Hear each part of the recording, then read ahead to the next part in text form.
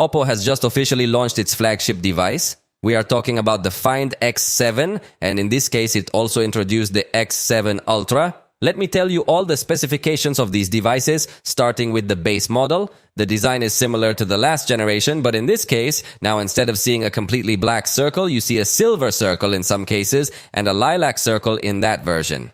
Although in the black version, we are seeing a completely black module as well. So, the design is really nice. Officially, the colors are named Sea and Sky, Desert Moon Silver, Smoky Purple, and Starry Sky Black. The display is 6.78 inches OLED, and it has a resolution beyond Full HD+. To be exact, it is 2780 by 1264 pixels, reaching 450 pixels per inch. This screen has a peak brightness of 4500 nits. So, we are in front of an exaggeratedly bright panel. In addition, it is capable of varying its refresh rate from 1 to 120 Hz.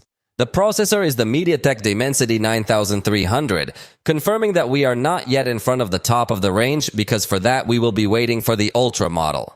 There are versions with up to 16 GB of RAM and up to 1 TB of storage.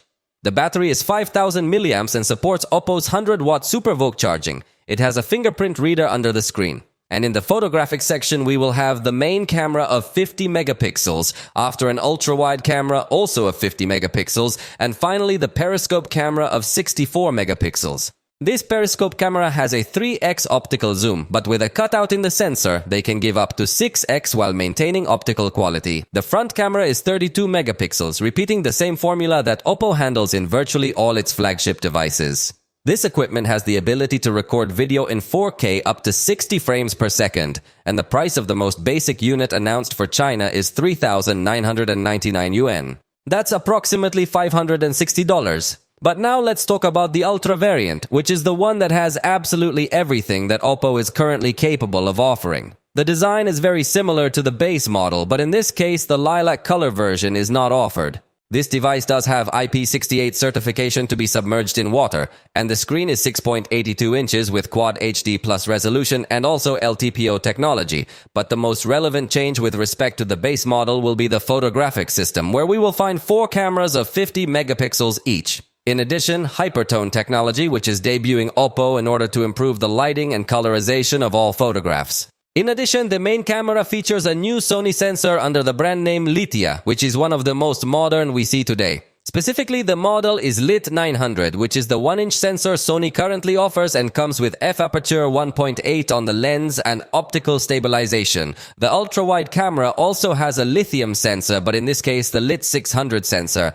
This ultra-wide camera also has autofocus, so it has macro photography capabilities. On the other hand, for the zoom, OPPO offers a dual lens technique. That is, we are in front of a first lens with 3x zoom and the second lens has 6x zoom. And really the zoom is impressive, as OPPO ensures that it maintains a very similar quality to optical quality in absolutely all the zoom range.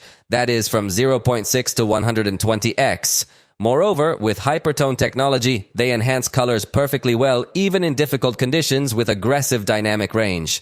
They also introduced a new Hasselblad portrait mode, capable of simulating 4 different focal lengths and producing a cinematic bokeh effect. And finally, they have also improved the Hasselblad Master mode, which is a pro mode where we have access to different parameters. This Ultra edition comes with Snapdragon 8 Gen 3 processor, accompanied by up to 16 GB of RAM LPDDR5X and up to 512 GB of storage UFS 4.0. It has 5000 mAh battery with 100-watt charging support, which OPPO promises could be charged to 100% in only 30 minutes. It is priced in China at 5,999 yuan. That's $845. This device will go on sale on January 12th in China, and its global launch is expected to be very close to the Mobile World Congress that takes place in Barcelona every year, approximately at the end of February.